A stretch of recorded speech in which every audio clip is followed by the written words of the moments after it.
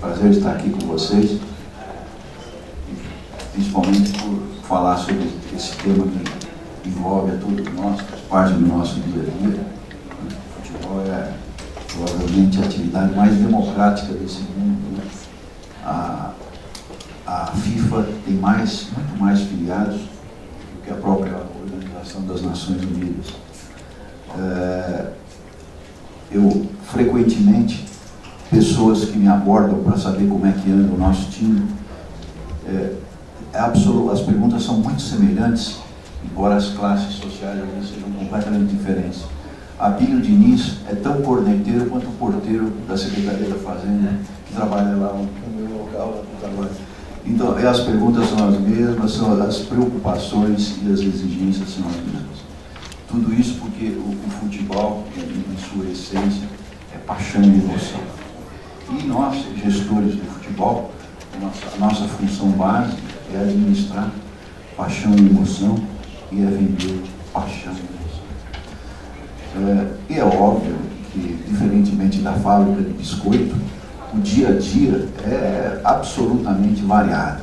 Cada dia tem uma novidade, até pelo fato de que os nossos operadores, né, a nossa operação é feita por artistas, pessoas que têm personalidades bastante diferentes, origens muito diversificadas e expectativas também bastante variadas. E com um traço em comum: todos são jovens, às vezes muito jovens em formação.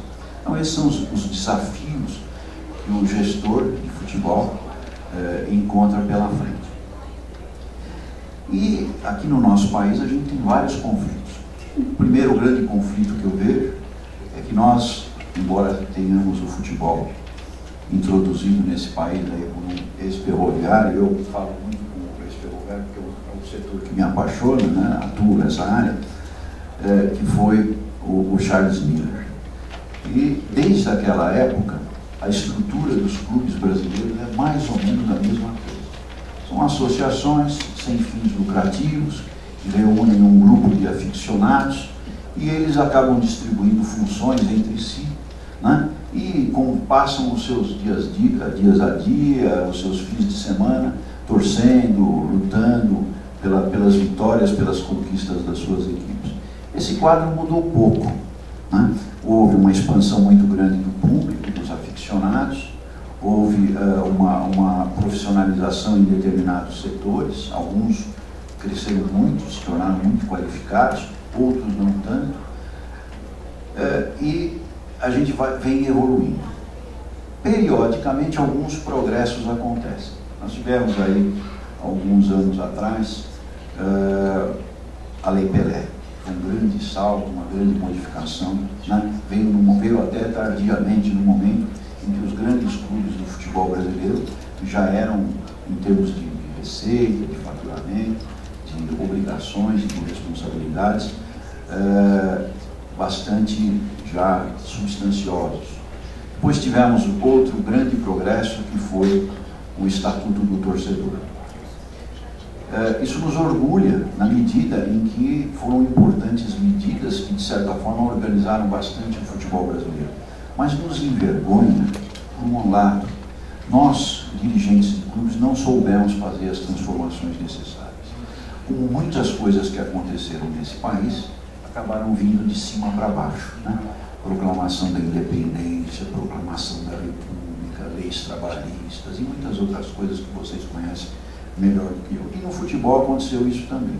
E nós, hoje, continuamos esperando, envergonhadamente, que o governo também atue em outras esferas para organizar o nosso futebol, que melhorou bastante, mas ainda está longe do ideal. O colega aqui há pouco mencionou o calendário, né, o calendário brasileiro. Vamos falar sobre isso no momento das perguntas, que é outro descalabro, né, completamente fora de propósito, exigindo excesso de atividade dos clubes e dos atletas, completamente fora do resto do mundo. É o soldado marchando fora do passo de todo o batalhão, né? Com justificativas que sempre a gente ouve, que gera basicamente se referem a interesses que são conflitados, mas que podem perfeitamente ser contornados, mas que eu acredito de difícil contorno em função da falta de união que existe entre os clubes, entre os gestores do futebol, né? E mais uma vez talvez tenhamos que recorrer para a entidade governamental. Então, historicamente, temos ainda uma estrutura que aos poucos vem evoluindo, tem evoluído, o público tem acompanhado, tem fortalecido muito essa indústria, a indústria do futebol, né? Mas ainda há muito a se percorrer. Nós temos grandes patrimônios. Basicamente, a torcida é o maior patrimônio do futebol brasileiro. Dos 7 maiores clubes, maiores torcidas, desculpa, das 7 maiores coletividades do mundo, 3 estão aqui no Brasil. O São Paulo, o Corinthians e o Flamengo. 2 estão no México e outras 2 no resto do mundo. Então, isso, nosso faturamento, a qualidade do campeonato brasileiro, segundo pesquisa feita pelo Instituto de Futebol Internacional, é entre os 3 melhores campeonatos do mundo em função dos parâmetros que eles medem: competitividade, atração, público, etc. Então nós temos uma série de qualidades que podem nos dar um horizonte de uma posição muito melhor do que a que atravessamos hoje. Mas ainda temos grandes dificuldades na equação financeira do futebol brasileiro. Como o Bruno falou, a televisão, sem dúvida nenhuma, hoje é o principal parceiro dos clubes, é a principal receita.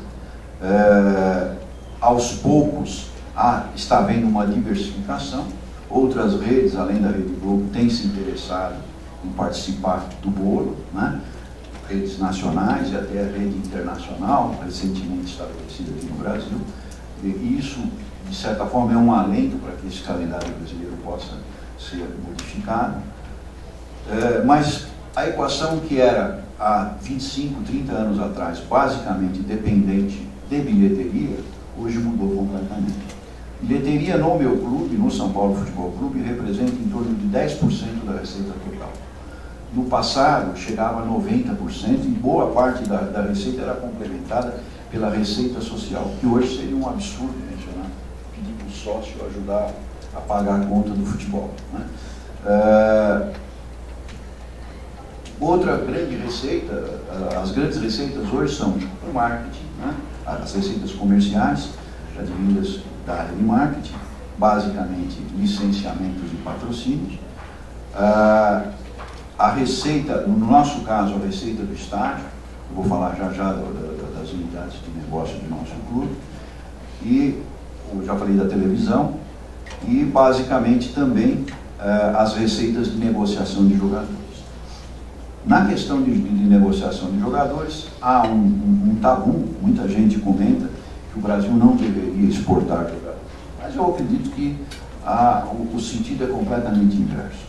Um país que tem 200 milhões de habitantes, em que todo mundo joga futebol, ele permanentemente será um exportador de jogadores e permanentemente trará uma receita muito importante para as entidades, para as associações, para se reforçarem. O que precisa ocorrer, e felizmente também o nosso governo tem atuado, felizmente o que está se fazendo é a regulação dessas exportações, a preservação dos clubes formadores, de tal sorte que já a partir desse ano, por exemplo, ficou muito mais difícil que um jogador jovem saia e que o clube não seja indenizado por isso.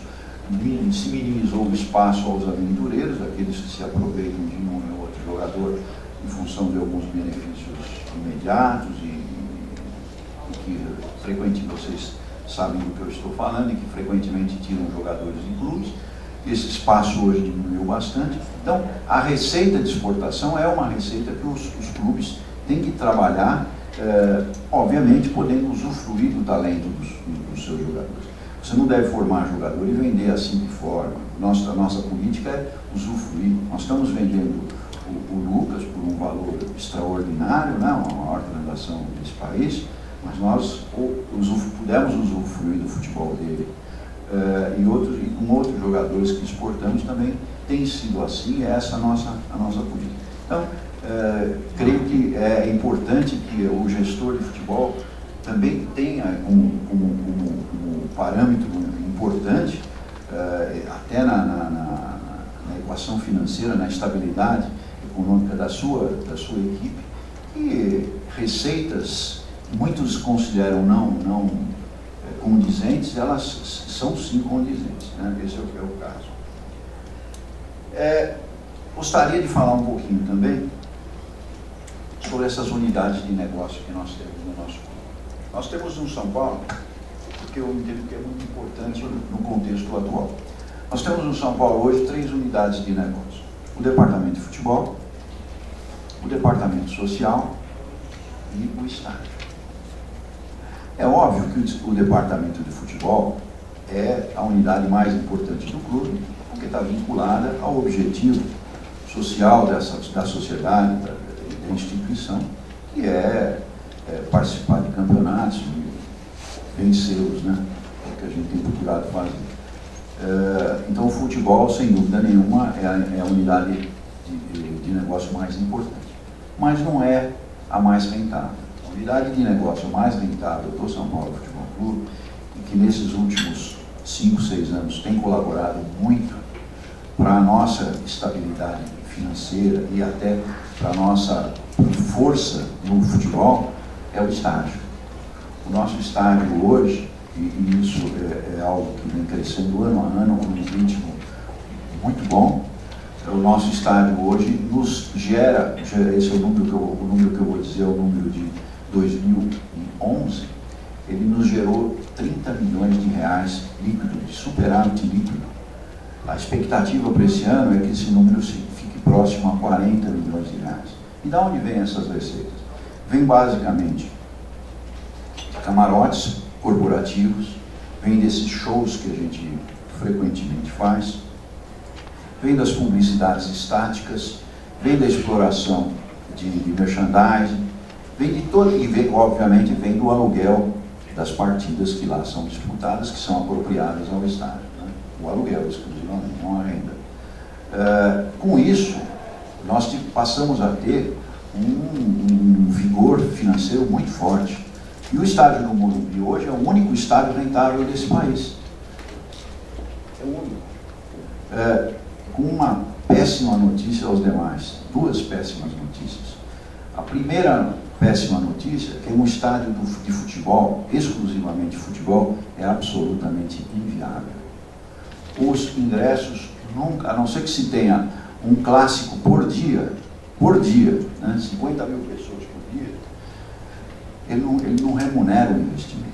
Então você tem que ter outras formas de remunerar o investimento. Então essa é uma péssima notícia. E no caso do São Paulo Futebol Clube, a grande notícia para nós é que nós seremos competidores dos demais estádios sem precisar amortizar o nosso investimento. O que nos dá uma elasticidade de preço muito grande na hora das concorrências. Isso obviamente, não seremos predatórios, vamos aproveitar ao máximo as possibilidades, mas nos dá a tranquilidade de que não há uma obsolescência programada para o nosso estádio. A área social, vou falar rapidamente, a área social se equilibra como um condomínio, né? Como os demais clubes sociais desse país, desvinculados de futebol. Nós fazemos todo ano uma previsão de despesas e a mensalidade, né, a contribuição mensal é o rateio dessas despesas. Então ela é independente, ela não consome dinheiro do futebol e nem fornece, nem recebe dinheiro do futebol. Eventualmente, alguns investimentos que o clube entende que são necessários para os seus sócios, para os seus associados, aí sim são feitos com recursos gerados ou pelo futebol ou pelo estádio. Mas é uma unidade que, absolutamente, diferentemente de outros clubes, ela é absolutamente equilibrada, né? E o futebol, a gente trabalha muito para mantê-lo equilibrado e para mantê-lo superavitário. De vez em quando, um outro jogador que é negociado gera aí um superávit que permite com que 2, 3, 4 anos, às vezes, possam ser perfeitamente cobertos por essa receita. Dentro do departamento de futebol, nós temos um centro de formação de atletas, absolutamente profissionalizado. Nós temos lá 320 atletas, nós temos lá mais de 100 profissionais cuidando desses atletas. E esse centro também é viável financeiramente. O cálculo que a gente faz são em relação ao custeio anual dele, quanto que ele custa anualmente, e o custo anual dele é da ordem de 4 milhões de dólares, né, é o que nos custa. Mas nesses últimos 18 anos, o São Paulo vendeu jogadores em torno de 200 milhões de dólares, o que nos dá aí, na média, porque quando você tem um valor expressivo, um número expressivo de jogadores dentro de uma série tão comprida, tão longa, sem dúvida nenhuma acaba se tornando um negócio. Então a expectativa de vendas é uma expectativa permanente, elas não são programadas, mas elas são frequentes. Isso faz com que o nosso centro de formação seja bastante rentável, ou seja, possa até ser considerado um negócio, na medida em que o superávit, há um superávit, né? As receitas geradas com negociações de atletas são muito maiores que as despesas existentes. Bom, voltando à questão da gestão, a gente observa no futebol alguns pontos fortes e alguns pontos fracos, e são pontos em que há a necessidade de foco para que um choque de gestão seja aplicado. Os pontos fortes do futebol brasileiro, basicamente, são o talento dos seus atletas. Né? Nós temos isso, nós temos um celeiro, né, como se dizia antigamente, temos um celeiro de craques, frequentemente nós temos jogadores que nos surpreendem, olha, apareceu mais um. Isso é algo que dentro de uma população tão grande como a nossa e tão focada no futebol, é algo que, sem dúvida nenhuma, deverá continuar ocorrendo. Esse é um ponto forte do nosso futebol. E um ponto extremamente favorável para as nossas perspectivas futuras, se formos bem administrados. Outro ponto forte do nosso futebol é a medicina. A área de saúde do esporte brasileiro, ela é muito competente. Nossa medicina esportiva é de primeiríssima qualidade e os nossos fisioterapeutas, os nossos preparadores físicos são reconhecidos mundialmente, de tal sorte que muitos vêm para cá para se tratar. Por outro lado, não é boa a nossa qualidade na formação de técnicos, desculpem os presentes se houver, e não é boa a nossa qualidade na formação de árbitros. Infelizmente, a gente vê países da América do Sul com muito menos condição que a nossa, com muito menos população, e nós temos aí treinadores de qualidade e árbitros de qualidade. E eu entendo que isso tudo é devido a algo que nós não temos no momento. Eu acho que tudo isso que eu falei até agora é decorrente da falta de eficiência. E essa falta de eficiência é decorrente da falta de profissionalização. A gente começa a observar de alguns poucos anos para cá, em que as faculdades, as escolas, vêm se preocupando com formação de gestores, de profissionais ligados ao esporte. Em várias áreas, nas áreas de marketing, na área de gestão e outras mais. E esses profissionais estão ingressando nas entidades e nas instituições. E quando eu falo em entidade esportiva, eu estou falando de todas elas, inclusive o Banco Brasil, que estava aqui recentemente, que tem um departamento de marketing esportivo, obviamente. Eu recentemente fiz uma palestra para o pessoal de marketing esportivo da Petrobras, que tem 100 profissionais. Então, essas entidades todas, hoje nós podemos chamar de entidades de esporte, e elas necessitam gestores. Essa é a boa notícia. E as faculdades hoje estão formando gestores de qualidade. Então, a médio prazo, eu acredito que o futebol brasileiro poderá ter esse choque de gestão esperado, e acredito que isso isso sem dúvida nenhuma vai ter implicações sérias nas nossas conquistas e até empurrando para fora aquele monte de coisa que a gente não quer ver mais. Eu falo sobre o calendário agora ou quer que eu fale na hora das perguntas? Não, pode falar. Falar resumidamente. O São Paulo Futebol Clube tem uma visão de calendário muito simples. Nós entendemos que a pré-temporada deve ser preservada. A gente deve ter pelo menos 40 dias de pré-temporada. A gente deve ter um período de férias razoável, pode ser até dividido em 2 etapas, e entendemos também que é necessário um período de pelo menos um mês para que o clube possa excursionar, para ir para fora. E ir para fora significa o seguinte: receita e conhecimento. Você melhora as suas receitas. O futebol brasileiro já fez isso com sucesso no passado.